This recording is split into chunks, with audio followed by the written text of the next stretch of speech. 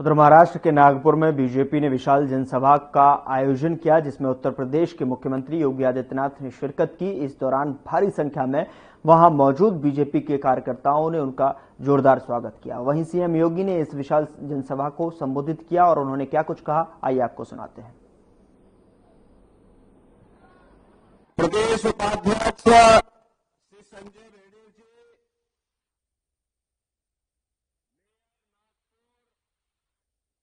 शंकर तिवारी जी,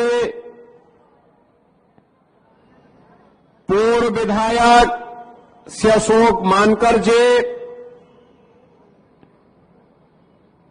नागपुर मध्य से भारतीय जनता पार्टी के प्रत्याशी श्री प्रवीण दड़के जी, नागपुर दक्षिण से भारतीय जनता पार्टी के उम्मीदवार श्री मोहन मते जी, भारतीय जनता पार्टी महायुति गठबंधन से जुड़े हुए मेरे सभी उपस्थित बहनों और भाइयों,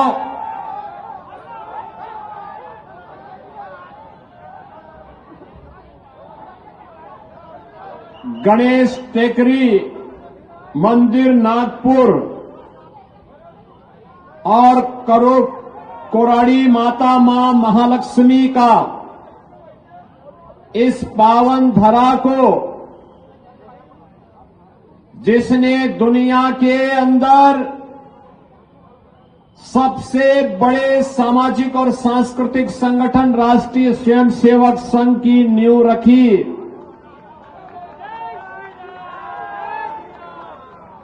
नागपुर की आप सभी जनता जनार्दन को मैं हृदय से अभिनंदन करता हूं, सादर अभिवादन करता हूं। बहनों और भाइयों,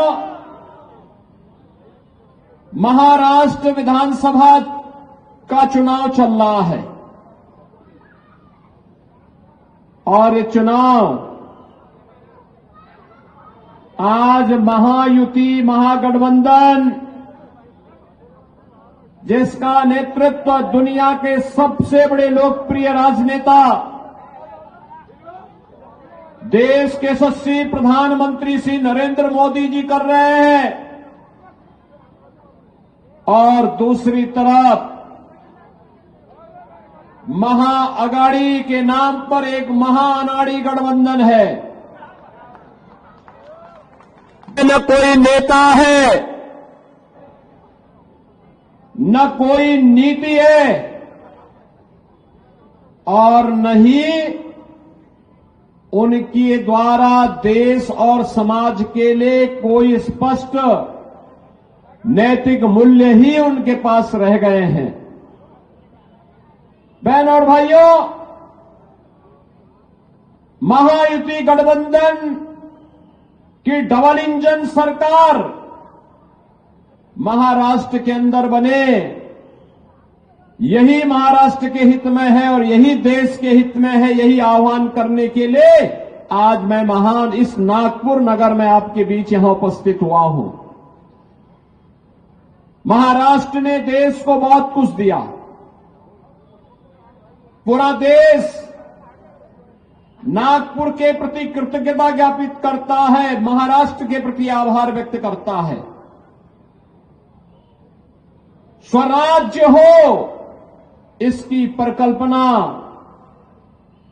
कैसे होनी चाहिए, छत्रपति शिवाजी महाराज इसके उदाहरण हैं।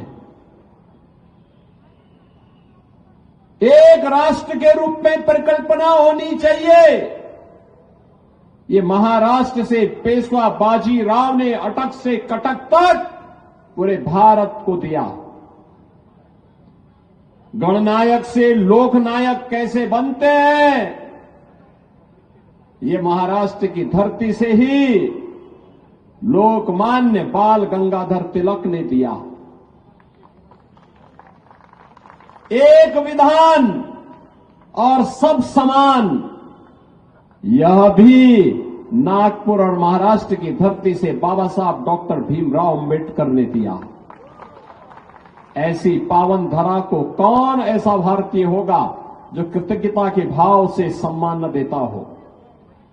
और उसी कृतज्ञता के भाव के साथ हम सब महाराष्ट्र के अंदर इस चुनाव में आपका आह्वान करने के लिए आए हैं।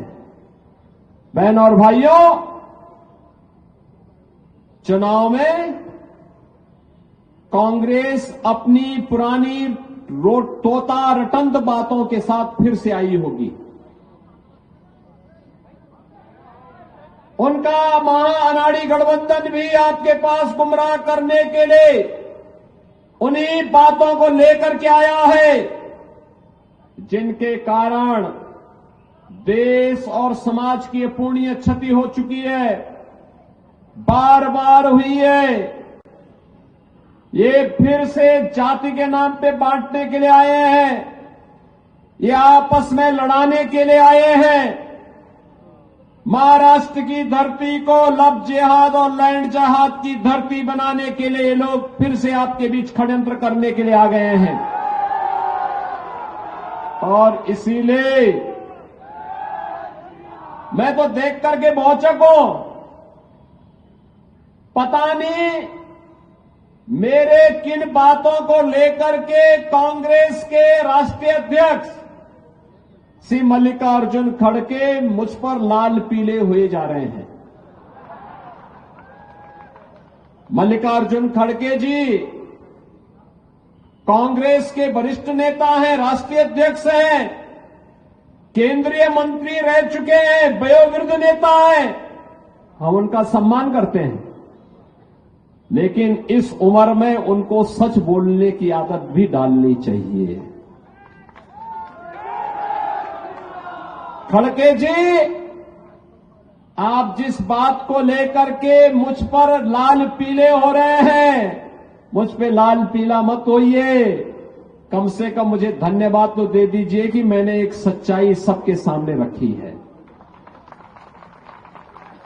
खड़गे जी का जो गांव रहा है वह बारावती गांव, ये हैदराबाद रियासत, हैदराबाद निजाम के रियासत का हिस्सा था। जब भारत स्वतंत्र हो रहा था तब हैदराबाद के निजाम के रजाकारों ने खड़गे जी के गांव को भी, वहां पे लाखों हिंदुओं का कत्लेआम हैदराबाद निजाम के रजाकारों के द्वारा किया गया था। बाबा साहब भीमराव अंबेडकर ने तब पत्र लिखा था वहां के हिंदुओं के लिए, वहां के दलितों के लिए, कि जिन लोगों पे अत्याचार हो रहा है वे लोग वहां से छोड़ करके सुरक्षित महाराष्ट्र की तरफ आ जाएं। और दुर्भाग्य से